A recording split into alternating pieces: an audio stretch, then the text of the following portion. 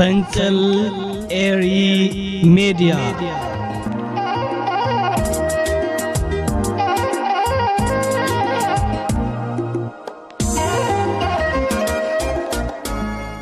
ሰላም ፈንቅላውያን ከመተምሲው ካምፓላ ዩጋንዳ ካብ ዝርከብ ስቱዲዮ ፈንቅል ኤሪ ሚዲያ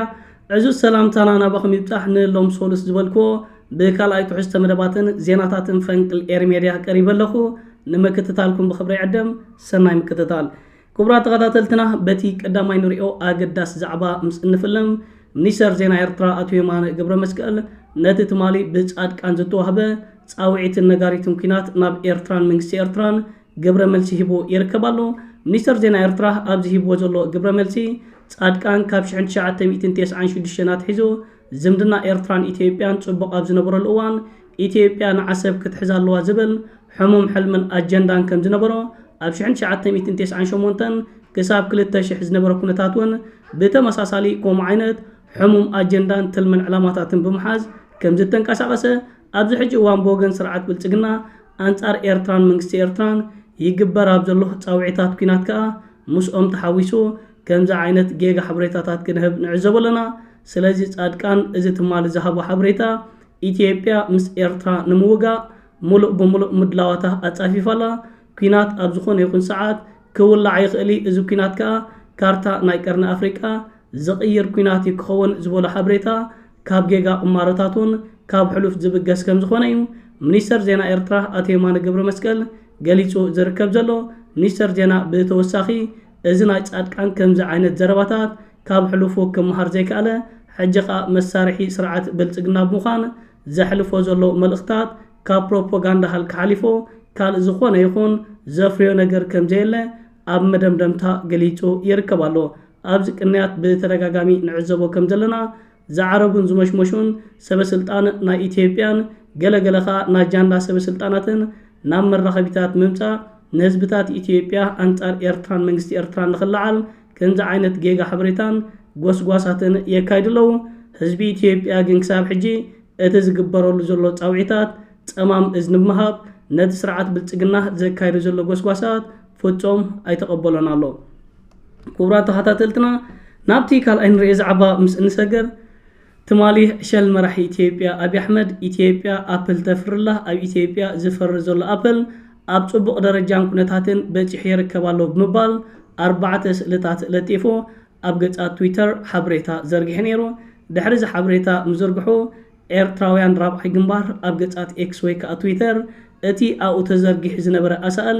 ኣብ ኢትዮጵያ ዘይኮነስ ኣብ ካልኦት ሃገራትን ካልኦት ሕርሻ ዝነበረ ኣሳእል ካብ ጉግል ብምውሳድ ዝለጠፎ ምዃኑ ምስ ፈለጡ ንማሕበራዊ መራኸቢታት ገጻት ኤክስ ኣብይ ኣሕመድ እቲ ዘርጊሕዎ ዘሎ ሓበሬታ ጌጋን ሓሶትን ምዃኑ ተጠቂሙሉ ዘሎ ስእልታት ከዓ ናይ ካልኦት ሃገራትን ሕርሻን ከም ዝኾነ ጽሑፋት ምስ ኣስፈሩ ሎሚ ኣብይ ኣሕመድ ነቲ ጽሑፍን ነቲ ስእልታትን ኣሊዎ ይርከባሎ እዚ ኸ እዚ ዕሸል መራሒ ክሳብ ክንደይ ኣብ ጭንቀትን ዓቕሊ ጽበትን ሰጢሙ ይርከብ ከም ዘሎ ካብዚ ክንርዳእን ክንፈልጥ ንኽእል ብተረጋጋሚ እዋን ኣብዚ ቅንያት ኢትዮጵያ ጠያይ ተፍርላ ኢትዮጵያ ተተኮስ ተፍርላ ጸኒዕኻ ኢትዮጵያ ድሮናት ተፍርላ ክብለና ጸኒሑ ሕጂኻ ናይ ሓፃዊን ወዲኡ ናብ ፍረታት ምስጋር ኢትዮጵያ ኣፕል ተፍርላ ኣፕላብ ኢትዮጵያ ኣብ ጽቡቕ ደረጃ በፂሕሎ ብምባል ናይ ካልኦት ሃገራት ስእልታትን ሕርሻን ለጢፉ ንህዝብታት ኢትዮጵያ ንምድንጋር ፈቲኑ ሕቡናት ኤርትራውያን ከቃልዕዎ ስለ ዝኽኣሉ ግን ነቲ ሓበሬታታት ክድምስሶ ክኢልሎ ስለዚ ሕቡናት ኤርትራውያን ሓደ ኣገዳስን ዓብ ዝኾነ ፀወታ ኣኹም ተፃዊትኩም ደገፍቱ ከይተረፉ ሎመዓልቲ ኣብ ገጻት ኤክስ ትዊተር ንምንታይ ቀዳማይ ሚኒስተር ኣብ ኢትዮጵያ ዘየለ ስእልታትን ኣብ ኢትዮጵያ ዘየለ ሕርሻ ብምምጻእ ንህዝቢ ኢትዮጵያ ጌጋ ሓበሬታታት ክህቦ ዝፍትን ዘሎ ዝብል ሕቶታት የለዓሉለው እዚ ዕሸል መራሒ ውሽጣዊ ኩነታቱ ዓቕሉ ጻይብሉን ኣብ ዝለዓለ ጭንቀት በፂሕሉ ይርከብ ኣብ ዘሎ እዋን ኣብ ማሕበራዊ መራኸቢታት ዕቑባ ሓቲቱ ይርከባሎ ሎሙን ኣብ ሓደ ናይ ስርናይ ሕርሻ ብምዃን ኢትዮጵያ ንነብሳ ኮይና ንካልኦት ሃገራት ክትሕግዝ እያ ብስርናይ ክብል ዘስደምም ሓበሬታ ዘርጊሑ ይርከባሎ እቲ ዝገርም ኣብ ኢትዮጵያ ኣብዚ ሕጂ እዋን ልዕሊ 40 ሚልዮን ህዝቢ ተጸባይ ህፁፅ ረድኤት ኮይኑ ምህላው እዩ ክቡራት ተኸታተልቲ ናብቲ ሳልሳይ ንሪኦ ዛዕባ ምስ እንሰገር እዚ ብቐጥታ ምስ ሃገርና ኤርትራ ዝተታሕዘ እዩ ኤርትራና ኣብ መዳይ ዲፕሎማስን ውሽጣዊ ጉዳያታን ኣገደሲ ተራን ኣገደሲ ጸወታታትን እናተጫወተት ትርከባላ ብመዳይ ዲፕሎማሲ ነዚ ዕሸል መራሕን ኣብ ዞባ ቀርኒ ኣፍሪቃ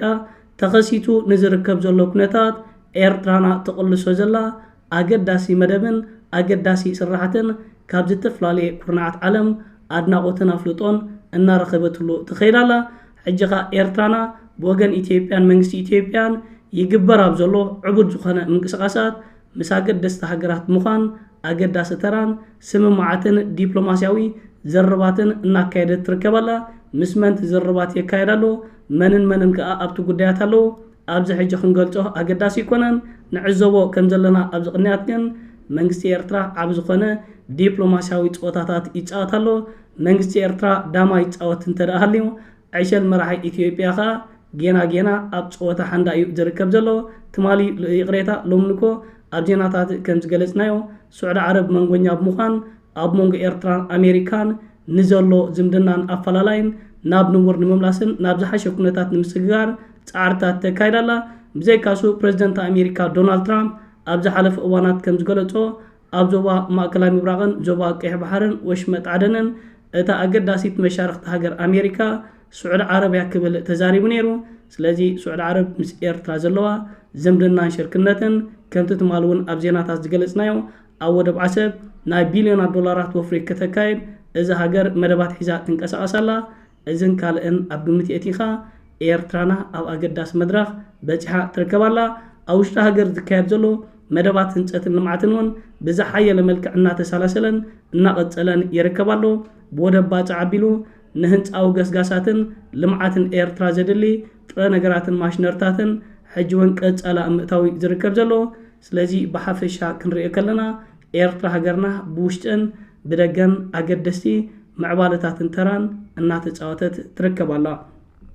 ክቡራት ተኸታተልትና ናብቲ ራብዓይ ንሪኦ ዛዕባ ምስ እንሰገር ኣብ ትግራይ ዝተፈላለየ ዓበይቲ ምዕባለታት እናተኸስተ ይርከባሎ ሎሚ ካብ ዝወዓለ ዝተፈላለየ ዓበይቲ ምዕባለታት ምስ እንዕዘብ ኣብ ዓዲግራት ብጌታቸው ረዳ ተሸሚኡ ዝነበረ ኣመሓዳሪ ናይ ከተማ ዓዲግራት ሙሉእ ብሙሉእ ካብ ስልጣኑ ተኣልዩ ደብረጽዮን ዝመረጾ ኣመሓዳሪ ቤት ጽሕፈቱ ተረኪቡ ይርከባሎ ነዚ ዝተኻየደ ሎሚ ካብ ቤት ጽሕፈት ናይ ጌታቸው ረዳ ሰጊካ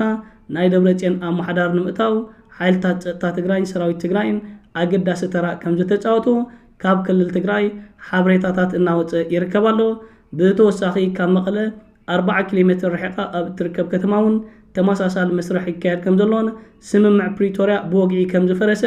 መራኸቢታት ናይ ስርዓት ብልጽግናን ናይ ፕሮፓጋንዳ መሳርሒታት ናይ ኣብይ ኣሕመድ ሎሚ ንማሕበራዊ መራኸቢታት ከምዚ ዓይነት ጽሑፋት ክዕለቕልቕዎ ንዕዘብ ኣለና ትማሊ ጌታቸው ረዳ ንሰለስተ ጀነራላት ሙሉእ ብሙሉእ ከም ዝኣገዶም ሓበሬታ ዘርጊሕ ነይሩ እዞም ጀነራላት ነቲ ብጌታቸው ረዳ ዝተዋሃቦም እገዳ መስሓቂ ዝኾነ ይኹን ሰብ ናብ ስልጣን ኣይሰቐለናን ካብ ስልጣን ከውርደና ዝኽእል ከዓ ዝኾነ ይኹን ኣካል የለን ብምባል ንውሳነ ጌታቸው ረዳ ኣሽከዕላል ዘለዎ መግለጺ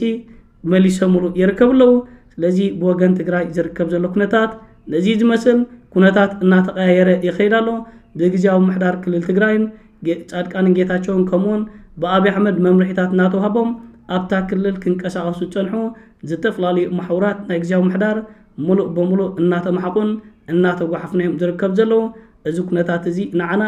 ብናይ መንገዲ ከም ዝጸልወናን ብናይ መንገዲ ከም ዘዋጻናን ጽቡቕ ጌርና ስለንፈልጦ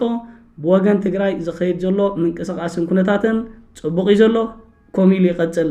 ክቡራት ተኸታተልትና ኣብ መወዳእታ ናብ እንሪኦ ዛዕባ ወይ ከዓ ዜና ምስ እንሰገር ሎሚ ሓለቓ ስታፍ ሚኒስትሪ ምክልኻል ናይ ጓንዳ ሰራዊቱ ናብ ጁባ ደቡብ ሱዳን ከም ዝተዋፈሩን ኣብቲ ሃገር ተኸሲቱ ዘሎ ኩነታት ንምርጋእን ንመንግስቲ ናይቲ ሃገር ንምሕጋዝን ጁባ ደቡብ ሱዳን ከም ዝኣተዉ ሓበሬታታት ሎምንኮ ዘርጊሕ ነይሩ ሎሚ ኣማሲኻ ወሃብ ቃል ናይ ደቡብ ሱዳን ኣብ ዝሃቦ ሓበሬታ ዝኾነ ይኹን ወተሃደርን ሰራዊትን ናይ ጓንዳ ናብ ጁባ ደቡብ ሱዳን ከም ዘይኣተወ ኣብ ሓበሬትኡ ጠቒሱ ይርከባሎ ብዙሓት መራኸቢታት ዓለም ነዚ ሓለቓ ስታፍ ናይ ጓንዳ ዝሃቦ ዜናታት ሰፊሕ ትንታነታት ምሃብ ሰራዊት ዩጋንዳ ኣብ ጁባ ደቡብ ሱዳን ኣትዩ ብምባል ዜናታት ክሰርሓ ተዓዚብና ነርና ብወገን ደቡብ ሱዳን ግን እዚ ዝተባህለ ሓበሬታ ጌጋ ምዃኑን ዝኾነ ይኹን ወተሃደር ይኹን ሰራዊት ናይ ጓንዳ ኸ ኣብ መሬት ደቡብ ሱዳን ከም ዘየለ ሓበሬታ ወፂኡ ይርከባሎ ኣብዚ ቅንያት ንዕዘቦ ከም ዘለና ኣብ ደቡብ ሱዳን ኣዝዩ ተሃዋሲ ኩነታት ተፈጢሩ ይርከባሉ ነቲ ኩነታት ንምሕዳኻ ሃገራት ምብራቕ ኣፍሪካ ዝተፍላለየ ዘርባት ምስ ፕሬዝደንት ናይቲ ሃገርን ተቃዋሚው ከምኡውን ምክትል ፕሬዝደንት ናይቲ ሃገር ዘርባት የካይዳ ኣለዋ ስለዚ ኣብቲ ሃገር ተኸሲቱ ዘሎ ኩነታት ብሰላማዊ መንገዲ ክፍታሕ ዘለና ተስፋ እናገለጽና ንህዝቢ ደቡብ ሱዳን እውን ሰላም የውርደሉ ኣብቲ ሃገር ብዙሓት ኤርትራውያን ዝርከቡ ናይቲ ሃገር ዝርከብ ዝተፍላለየ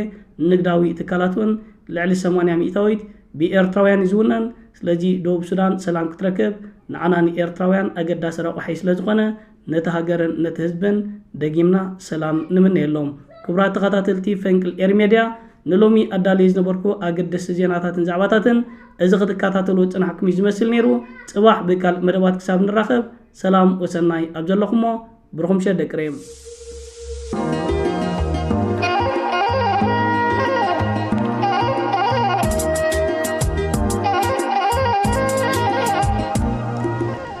ፈንቅል ኤሪ ሜድያ